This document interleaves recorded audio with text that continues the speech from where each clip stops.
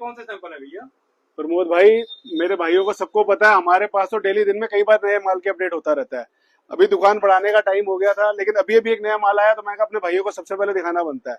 कल तक का हमसे इंतजार नहीं हुआ, इतना बढ़िया माल आया। लीलन ट्राउजर का माल, इसे ट्राउजर का हो, ट्रैक पैंट का हो, बहुत ही शानदार माल है। पहले एक बार आपको प्यास से मैं इसका फैब्रिक दिखाता हूँ। ये देखो, बहुत ही प्यारा माल है, फुल डिटेलिंग का काम हुआ हुआ है, बहुत ही प्यारी डोरी वगैरह डली हुई है, बहुत प्यारा पीस है। कलर चार्ट बहुत प्यारा समरिश कलर चार्ट है, 6 कलर का चार्ट आया है। सारे कलर एक से एक बढ़िया कलर है।